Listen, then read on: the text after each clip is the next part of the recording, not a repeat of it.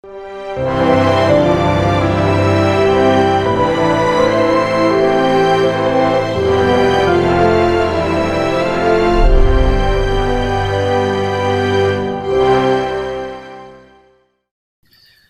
본문의 내용은 어떤 사람들에게 주신 말씀이냐? 넓게 보면은 노예 생활을 하고 있는 사람들에게 주신 말씀이에요. 노예 중에서도 교회 안에 들어와서 기독교의 신앙을 가지고 있는 기독교인 노예들에게 주신 말씀입니다.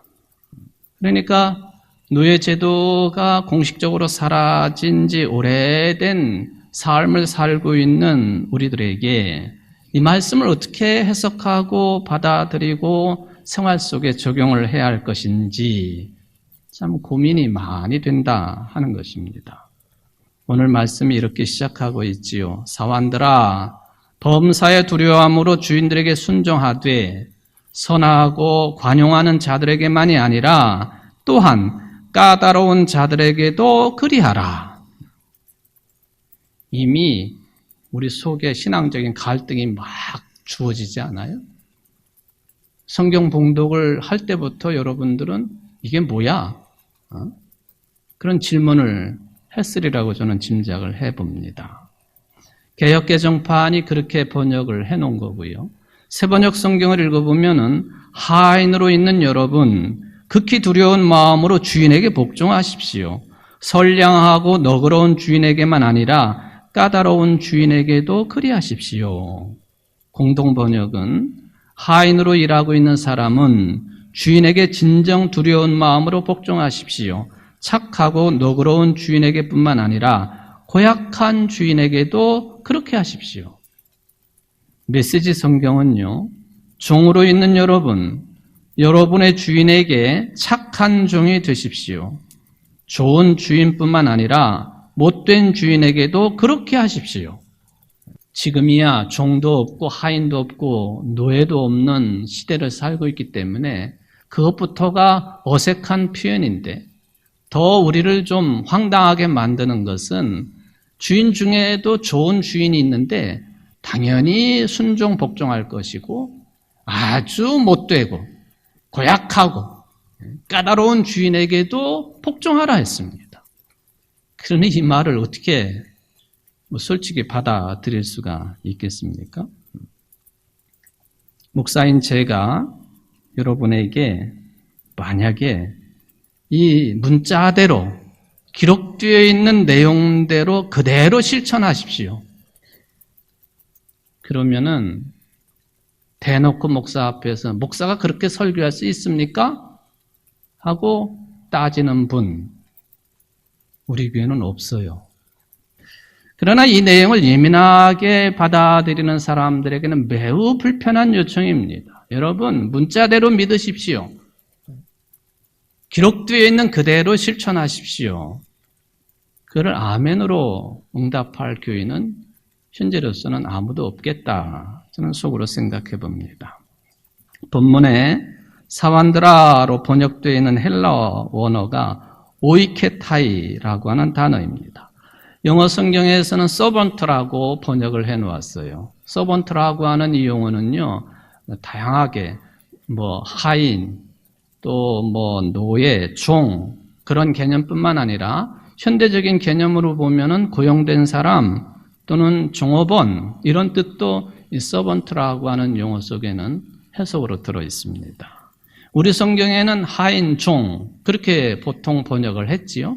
여기 새번역 또 가톨릭 번역, 공동 번역, 메시지 번역 다 종이나 하인으로 개역개정판이 사환으로 번역을 해놓았는데 2000년 전에 노예제도가 공식적으로 인정되던 때를 생각해 보면은 종 또는 노예로 번역하는 것이 제일 합당하다고 저는 개인적으로 생각을 해 봅니다.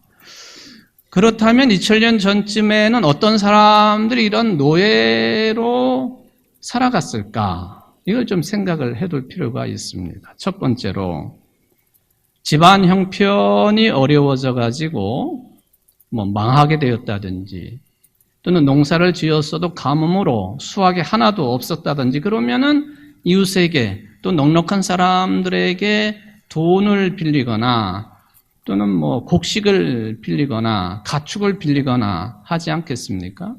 성서적인 배경으로 볼 때 그렇게 표현할 수 있습니다. 그런데 돈을 빌렸지만은 형편이 나아지질 않아요. 돈을 갚을 길이 없어요. 그렇게 될 때에 예수님 당시에도 이 한 집안의 남성 가장은 절대적인 힘을 가지고 있었습니다. 부인이라도 또 자식이라도 이게 한 인격체가 아니고 물건처럼 취급할 수 있었습니다. 그래서 다른 집에서 돈을 빌렸는데 오랜 시간이 걸려도 돈을 갚지 못하면은 자기 부인도 자식들도 그 집에 팔아 넘겨요. 판다기보다도 돈으로 갚는 대신에 노동력으로 넘겨버리는 거예요. 그게 노예가 되는 거죠. 종이 되는 것이죠. 지금으로 보면 매우 안타까운 일들이지만은 그때에는 그렇게 했다 하는 것이죠. 어떤 사람들이 노예가 될 수 있겠느냐 할 때의 한 경우입니다. 또 한 경우는 전쟁의 경우입니다. 전쟁 포로로 잡혀온 사람들 대부분이 중이거나 노예 신분으로 전락을 하게 됩니다. 아무리 본국에서 높은 신분, 지위를 가지고 있었던 사람이라 할지라도 이 부리는 나라가, 전쟁에 승리한 나라가 노예로 부리면 노예가 될 뿐이에요. 로마 제국을 생각해 보죠. 왜냐하면 오늘 말씀의 배경이 로마 제국이기 때문에 그렇죠. 로마 제국은 수많은 땅을 전쟁을 통해서 차지하지 않습니까? 지배하는 나라 사람들을 포로로 끌고 와서 로마가 어마어마한 건축을 하지 않습니까? 건축물을 세운다거나 또는 지금도 유명한 로마의 국도 1호 아피아 가도라고 하는 그런 도로를 닦을 때 다 이런 노예들을 동원해가지고 공사를 진행하는 거예요. 로마 시민권을 가지고 있는 자유민들은 이런 데 활용하지 않습니다.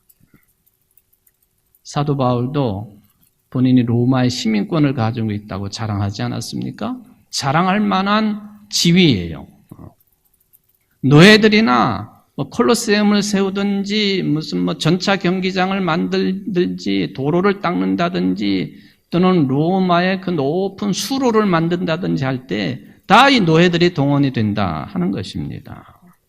흑인 노예가 공적으로 용인되는 데에는 구약 성경의 기록이 한몫했다는 거죠. 노아의 이야기까지 거슬러 올라갑니다. 노아가 아들 셋을 두었지 않습니까? 셈과 함과 야벳이라고. 물론 이제 셈과 함과 야벳 이야기가 처음부터 나오는 것은 아니고 창세기 9장 18절부터 본격적으로 세 아들들의 이야기가 시작이 됩니다. 발단은 이렇게 되어 있습니다. 아버지인 노아가 어느 날 포도 농사를 많이 지었겠고 당연히 포도주를 먹었겠지요. 포도주를 너무 먹고서 취해가지고 완전히 옷을 홀라당 벗고는 천막 안에서 잠을 자고 있었어요. 그 장면을 제일 먼저 본 아들이 누구였느냐 하면 둘째 아들 함이었습니다. 예나 지금이나 유대인들 그리고 이슬람교인들 하체 보이는 것을 매우 금기시합니다. 그런데 유대인들, 이슬람교인들은 유독히 자신의 하체를 남에게 보이는 것을 아주 금기시합니다. 여기 성서적인 배경이 있는 거예요. 노아가 그렇게 술이 취해가지고 텐트 안에서 잠자고 있으니까 둘째 아들 함이 들여다보고는 아들로서 어떻게 해야 되느냐 하면은 아버지 하체를 보면 안 되는 거예요. 담요로 덮어 드리고 나와야 되는데 그것 하지 않고 밖으로 나와가지고는 두 형제 셈하고 야벳에게 떠들어댔어요. 아버지가 저렇게 술 취해가지고 홀라당 벗고 지금 잠자고 있다고. 그 이야기를 듣고는 셈과 야벳이 뒷걸음질 해가지고 들어가서 아버지 하체를 덮어주었어요. 노아가 나중에 술이 깨가지고는 상황 파악을 합니다. 그리고는 아마 죽을 때가 되어서 노아가 자식들에게 관습대로 축복을 하게 됩니다. 이렇게 말을 했습니다. 가나안은 저주를 받을 것이다. 가장 천한 종이 되어서 자기 형제들을 섬길 것이다. 셈의 주 하나님은 찬양받으실 분이시다. 셈은 가나안을 종으로 부릴 것이다. 하나님이 야벳을 크게 일으키셔서 셈의 장막에 살게 하시고 가나안을 종으로 삼아서 셈을 섬기게 하실 것이다. 야벳도 함도 큰형인 셈을 섬기고, 야벳도 그렇게 함의 후손인 가나안을 종으로 삼아가지고 셈을 섬기고, 그리고 함의 후손들은 직접적으로 종이 되어서 큰형 셈을 섬기고, 함이 말하자면은 아프리카 흑인들의 주상이다 하는 주장입니다. 이런 주장은 성서만을 가지고 찾을 수 있는 것은 아니고, 여기 중세 후기에 이슬람 역사가 중에 이븐 할둔이라고 하는 유명한 사람이 있는데요. 이 사람이 쓴 역사 서설에도 보면은 당시의 흑인을 함의 후손으로 보고 있다 하는 기록이 나와 있어요. 그러니까 기독교 쪽인 주장뿐만 아니라 무슬림의 주장에서도 함은 흑인들의 조상이 되었다 하는 기록이 남아있다라고 하는 그런 이야기가 되겠습니다. 물론 이 흑인들을 종으로 삼고 또 노예 무역을 그 유럽 열강들이 이렇게 진행을 하면서 이게 아니거든요. 사실은 그렇게 해서는 안 되는데 성서적인 배경을 가지고 이런 것들을 합리화하기 위한 궁여지책으로 이 노아의 이야기를 들이댔다. 그렇게도 해석이 되겠습니다. 어쨌든 오늘 이 말씀의 배경이 되고 있는 베드로서의 말씀입니다마는 초대교회의 구성원 대부분 중에는 이런 노예 계급에 속한 사람들이 분명히 존재했다고 하는 것은 사실입니다. 이들이 들어보니까 사도들이 또는 먼저 예수 믿은 사람들이 복음을 전하는데 누구나 교회에 들어오면은 신분 고하를 막론하고 다 형제자매입니다. 그러니까 진정한 복음이에요. 가난한 사람, 신분이 천한 사람, 어떻게 살았든지 간에 다 예수만 믿으면 다 형제자매가 됩니다. 교회 안에는 신분의 고하가 없습니다. 신분의 귀천이 없습니다. 직업의 귀천이 없습니다. 그들에게는 진정한 복음으로 들린 거죠. 그러니까 교회로 밀려 들어왔습니다. 그런데 현실은 그렇지 않았습니다. 교회 안에 들어오면 그래도 설교도 그렇고 공동 식사를 할 때도 물론 문제가 없는 건 아니었지만 그래도 서로 어울려가지고 형제 자매로 그렇게 웃고 또 찬송하고 성만찬을 나누고 했습니다. 그런데 교회 밖을 나서면 여전히 노예예요. 불평등합니다. 그러니까 빌레몬서 1장 8절 이하에 보면은 이 노예 중에 한 사람이 주인으로부터 도망친 이야기가 있어요. 오네시모라고 하는 노예가 주인에게 도망을 쳤어요. 바울이 그 주인에게 오네시모를 좀 맞아주고 너무 심하게 다루지 말라고 하는 그런 말씀이 있지 않습니까? 도망을 가다가 체포당하고 맞아서 불구가 되고 죽는 노예도 부직이 쓰였었다 하는 것이죠. 자, 이게 시대적인 상황입니다. 이런 것을 잘 알고 있었던 당시 교회 지도자들, 베드로도 마찬가지죠. 노예 그리스도인들에게 뭐라고 말할 수 있겠습니까? 여러분, 자유를 얻어야 됩니다. 우리 조상들이 출애굽을 했던 것처럼 주인으로부터 도망가시오. 그렇게 했을까요? 주인이 부당하게 행위를 하면은 강력하게 저항하십시오. 무력이라도 동원하십시오. 그렇게 부추겼을까요? 어떻게 설교를 해야 되겠습니까? 그냥 참고 사십시오. 천국에만 소망을 두고 인내하고 견디며 사십시오 하고 달래기만 했을까요?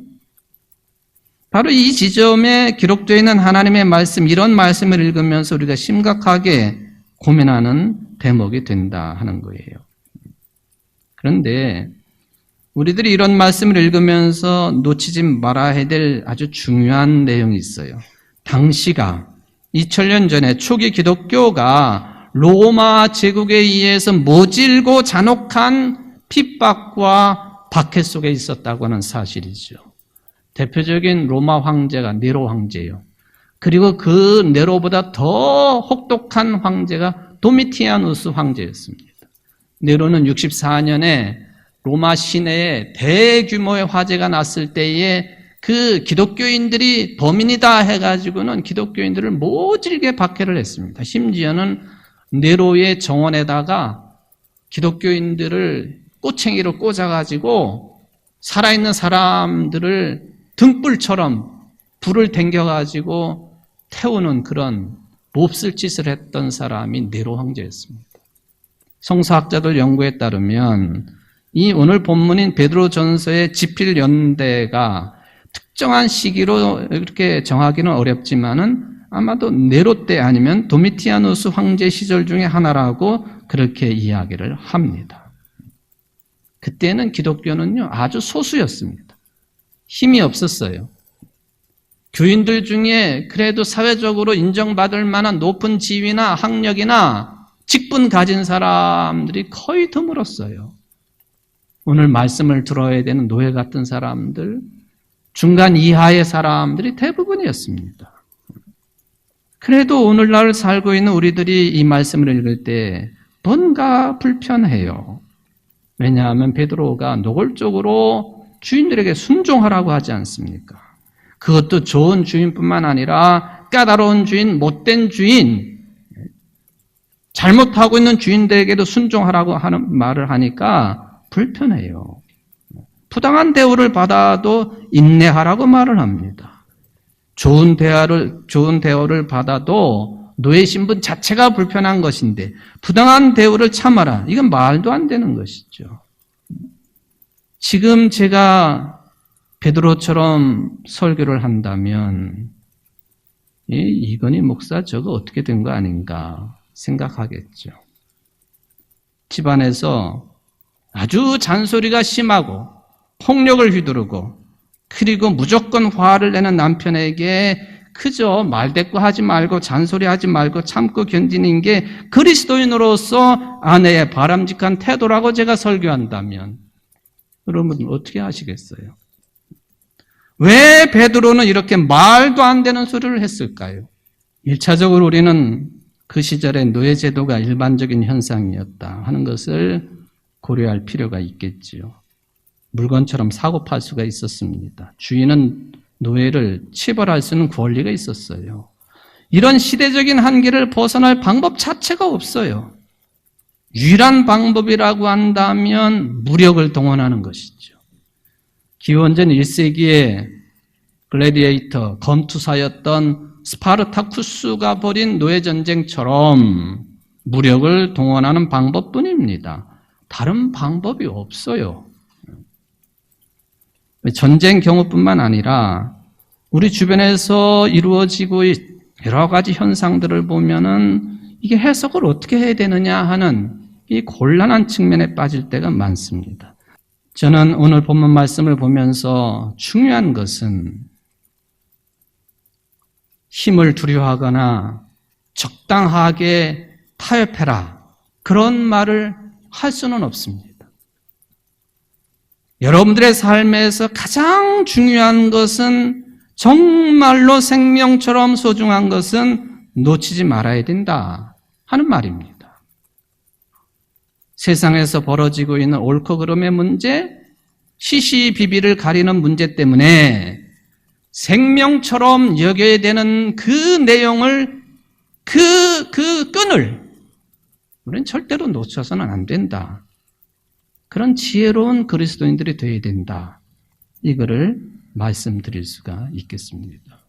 예를 들면 한 집안에서 부부가 생활을 하다 보면은 자존심 때문에 싸우고 말다툼을 하게 되어 있죠.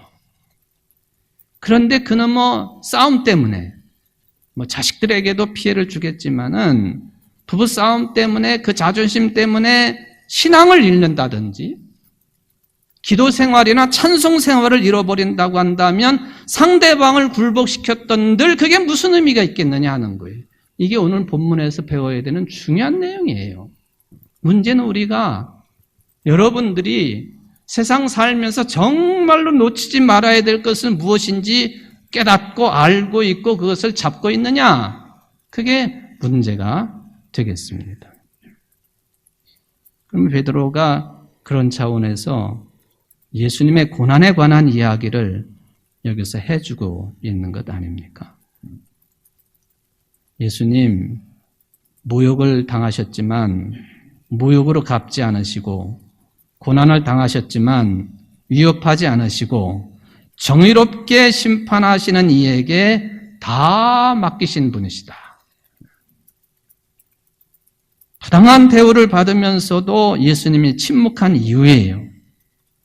하나님을 믿고 하나님을 믿되 그 우리가 붙잡아야 될 그것 하나님께서는 정의롭게 판단하시고 정의롭게 심판하신다고 하는 사실을 꽉 붙잡았기 때문에 침묵을 지키신 분이 예수님이시다. 예수님을 따라 사십시오. 베드로의 요청이 거기에 있습니다. 물론 이것조차도 우리가 받아들이기에 쉽지는 않겠습니다만은 저는 여러분들에게 말씀을 드립니다. 예수를 믿는 여러분, 또한 그리스도를 믿는 여러분, 여러분들이 부부간에, 가족간에, 이웃간에 세상사를 이루어가면서 그것이 직장의 삶이든 어떤 삶이든 간에 아쉬울 것이 뭐가 있습니까? 아쉬울 게 없는 분들은 아닙니까? 어떻게 하면 원수를 갚을까? 어떻게 하면 보복을 할까?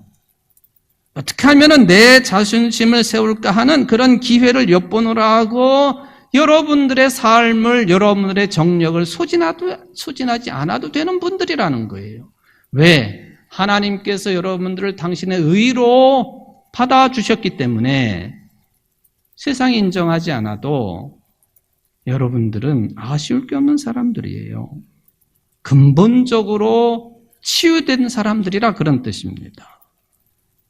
그래서 베드로가 그가 채찍에 맞음으로 너희는 나음을 얻었다라고 이사야 선지자의 말씀을 이용하지 않습니까? 여러분 믿으십시오. 여러분 모두는 근본에서 치유된 사람들이라고 하는 것을 믿으시기를 바랍니다.